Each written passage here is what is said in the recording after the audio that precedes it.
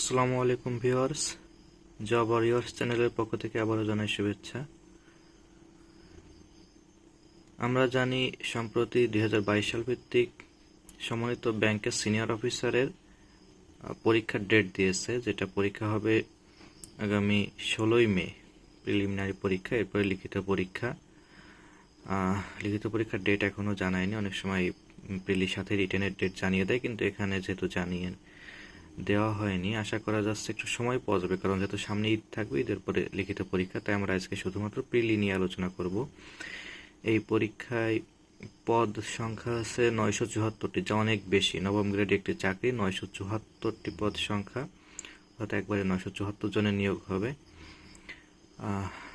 আমরা আজ এই পরীক্ষার কিছু সাজেশন নিয়ে আলোচনা করব, যে কোন সাবজেক্টে কোন টপিকগুলো ইম্পর্টেন্ট। আসলে পড়তে হবে অনেক বেশি, তারপরও একদম শেষ মুহূর্তে যতটুকু না পড়লেই নয়, যে এতটুকু না পড়লে হবে না, সেরকমভাবে একটা সাজেশন তৈরি করা হয়েছে, আশা করি আপনাদের কাজে লাগবে। প্রথমে আসি আমরা বাংলার ক্ষেত্রে। আমরা জানি বাংলাতে 25 মার্ক। বাংলা সাহিত্য থেকে খুব বেশি প্রশ্ন আসে না, এবং যে প্রশ্নগুলো আসে একদম প্রাইমারি লেভেলের, বা বলা যায় মূল যতটুকু ততটুকুই আসে। বিসিএস যেমন অনেক গভীর থেকে আসে, অনেক অজানা রাইটার থেকে আসে, এখানে সেরকম হয় না।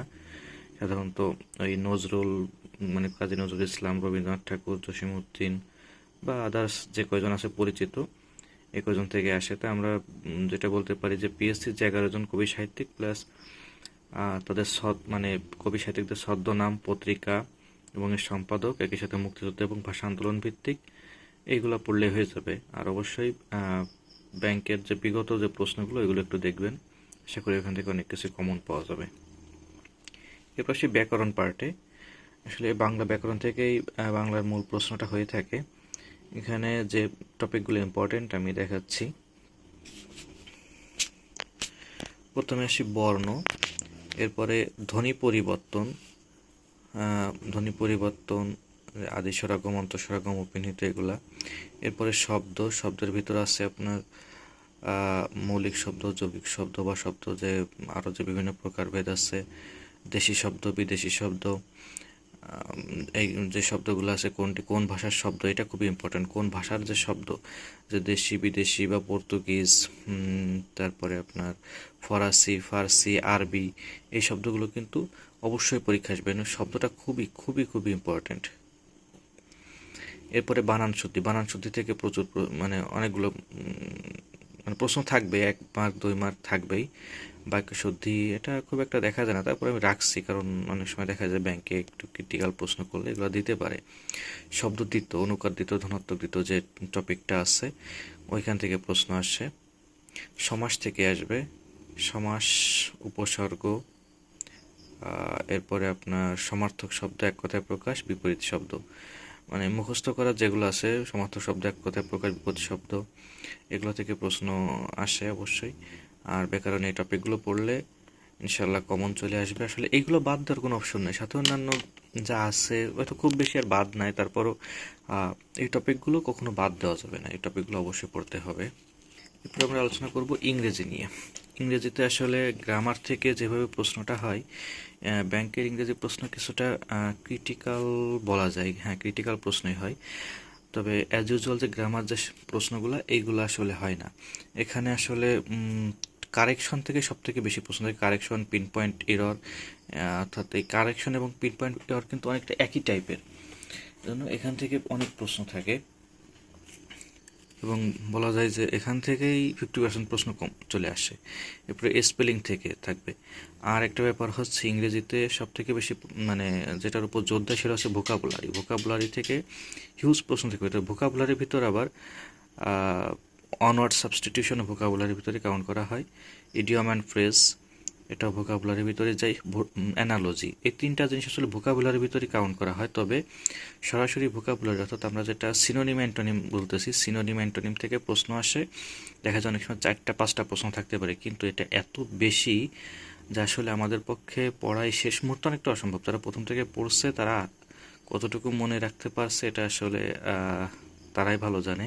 আসলে এটা মনে রাখাও টাফ, তাই আমি এটা সাজেশনের ভিতর আনি না, যে এটা পড়াটা জরুরি, কিন্তু এটা আসলে এই শর্ট টাইমে মনেও থাকবে না, প্লাস এটা পড়তে গিয়ে অন্যান্য টপিকগুলোর ক্ষতি হবে। তাই ভোকাবুলারি অর্থাৎ সিনোনিম অ্যান্টোনিম টপিকটা আমরা কিছুটা সাইড করে রাখছি।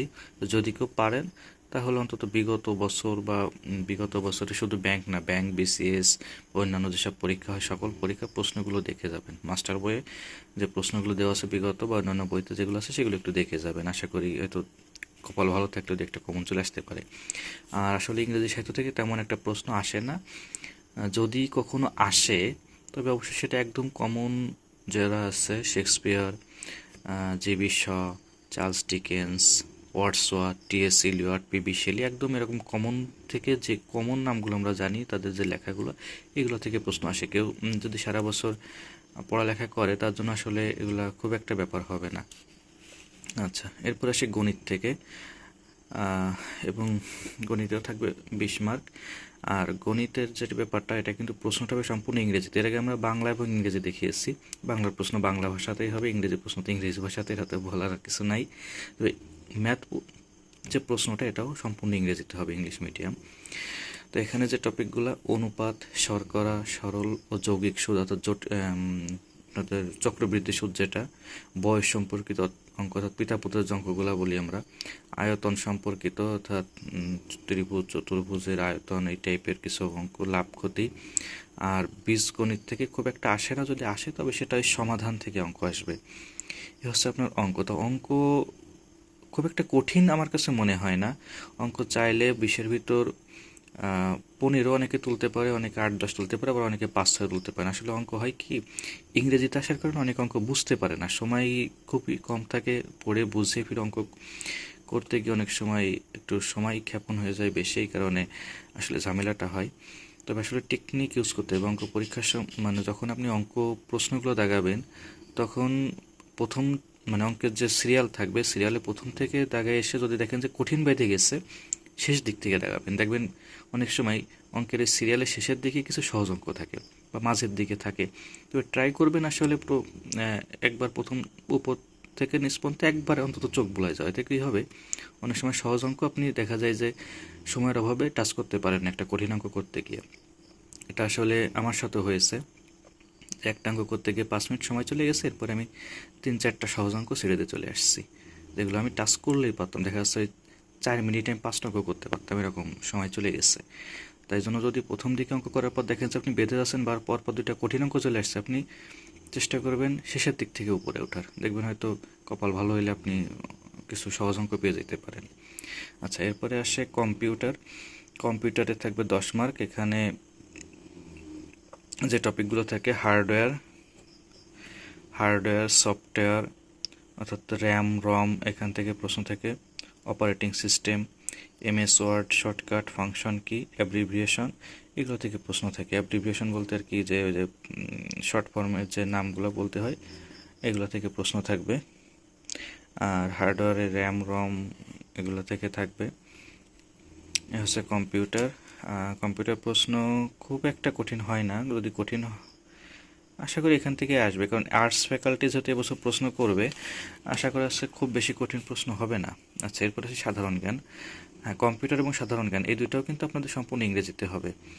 সাধারণ জ্ঞান ব্যাংকের থেকে সবসময় সাম্প্রতিকটা ফলো করে বেশি, অর্থাৎ সাম্প্রতিক যে সম্মেলন, পুরস্কার, খেলাধুলা, অর্থনৈতিক সমীক্ষা, সাথে আমাদের জুলাই অভ্যুত্থান বা ডক্টর ইউনূস, এগুলো নিয়ে প্রশ্ন হতে পারে, হবে, এগুলো নিয়ে প্রশ্ন হবে। সাম্প্রতিক বিষয়গুলো থেকে প্রশ্ন আসে বেশি ব্যাংকে। চেষ্টা করবেন একটি সাম্প্রতিক বই কেনার। আলালস সাম্প্রতিক আওয়ার বইটা রিসেন্টলি বের করছে, ওই বইটা আপনারা পড়তে পারেন। ওই বইটা পড়লে আশা করি সাম্প্রতিক অনেকটা কাভার হয়ে যাবে। এর সাথে মুক্তিযুদ্ধ, জাতিসংঘ, সদর দপ্তর, প্রণালী, আন্তর্জাতিক সীমারেখা, যেগুলো আমাদের কমন টপিক, এগুলো অবশ্যই পড়ে রাখবেন। আশা করি এগুলো পড়লে আপনার ব্যাংকের প্রিলি ইনশাল্লাহ, মানে যদি ঠিকমতো এক্সিকিউট করতে পারেন তাহলে ইনশাল্লাহ ব্যাংকের প্রিলি আপনি পাস করে যাবেন। তো এই পর্যন্ত ধন্যবাদ। আসসালামু আলাইকুম।